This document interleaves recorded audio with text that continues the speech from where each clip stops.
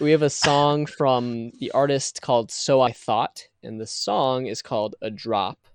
I wonder if Drop. this one's dubstep, or maybe it's not. Maybe that's just on the mind. Maybe. They say this is a finished release, and there's no description. You So we so we can dive are right in. the mystery. Yes. Let's do it. All right, a drop. So I thought. 3, 2, 2, 1. 1, go.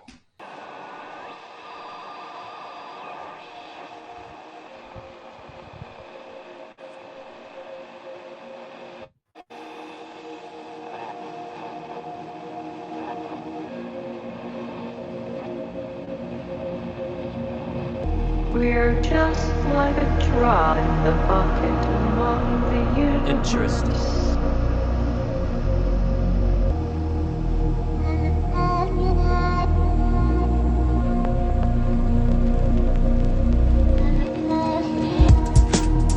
It's like funky.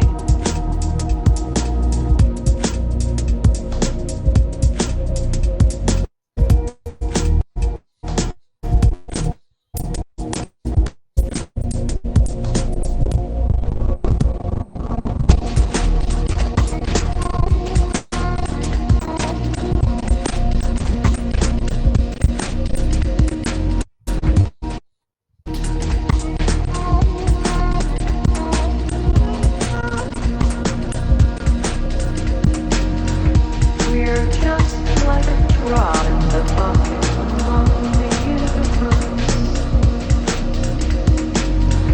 We're just like a drop. Just like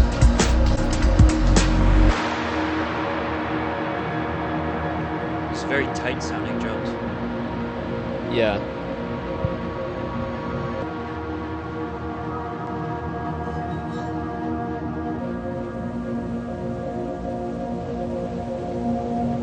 we're just like a drop in the bucket among the universe.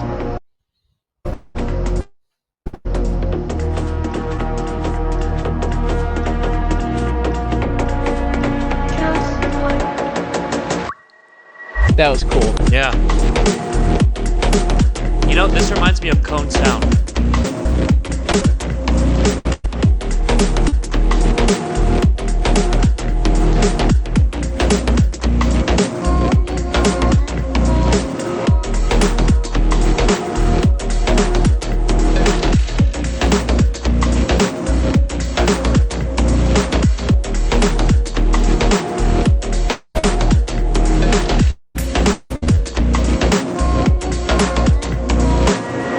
we're just like a drop in the bucket. Just like Drop. Nice. That's a drop by So I Thought. That was really tight. Like tight Cool. as in cool, but also just tight. On the drums, Yeah. drums and bass, it sounded very, very. I thought it sounded pretty professional, actually. Yeah. Do you mind if I go straight into production on this one? Because there's a lot of Yeah, stuff go that I'm for it. hearing. Go for it. This one's Maybe like we should switch the order because we always want to Yeah, zone into. sometimes. I mean, there's usually the most like specific detail we can give in production. Yep. But yeah, I mean, honestly, for most of the song, I was feeling like there was something that was sort of unprofessional about, and maybe not even unprofessional, but I was hearing like specifically overcrowding. I think especially with like reverbs and delays, Mm. sounds like there's maybe more than one reverb or delay being used that are kind of like a little bit overwhelming, like they're just washing over each other a little bit too much. It makes things a little bit ambiguous. Mm. That's what I was hearing throughout a lot of it. I should say though, that last third or quarter of the song or whatever that is sounded the most professional by far. Like that part Yeah. sounded really, really good to me.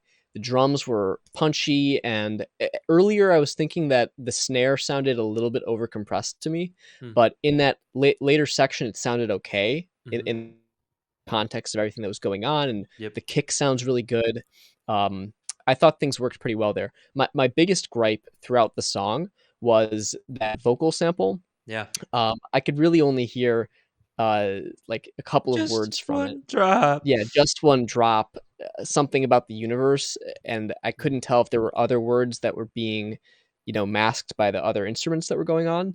Mm. So I would just say like you might want to try compressing that a little bit more, or making a space in the mix for it a little bit more. Mm. I don't know if you could do like a very, very light side chain if you wanted to make that a little bit more present. Mm. Or you could just, try to pan things a little bit more out to the sides, just a little bit, to make a hole in the middle and have that some room there, and also have the benefit of a wider stereo spread on your mix. So, yeah, I mean that's the main stuff.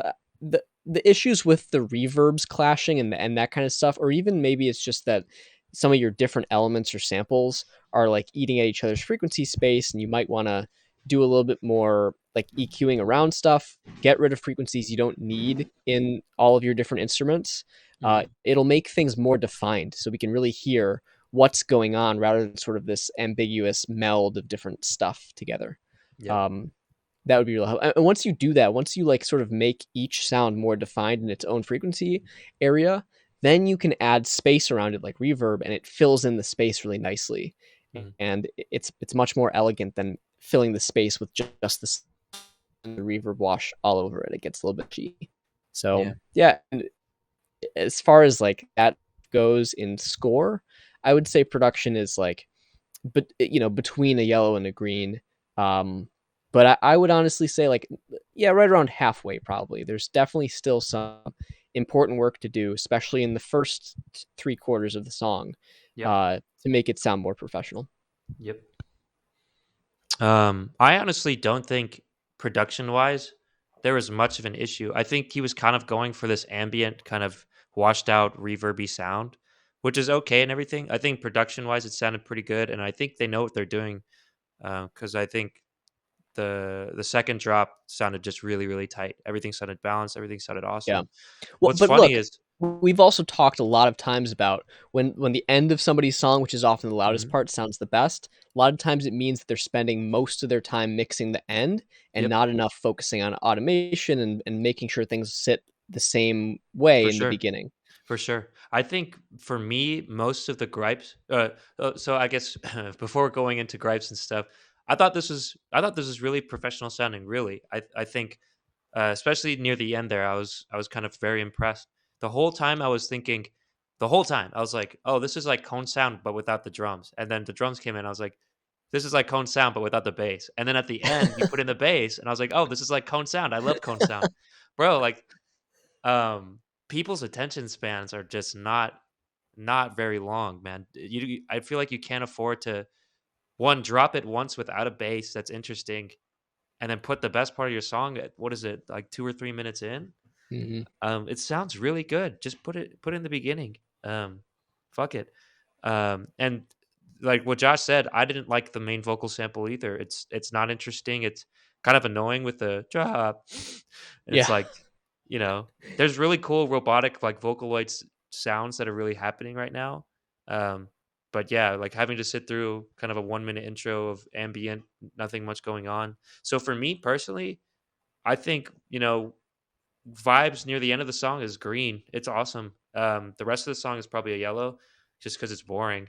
Like why take out the bass in that first drop if it sounds so good at the later one? Find a different way to build climax.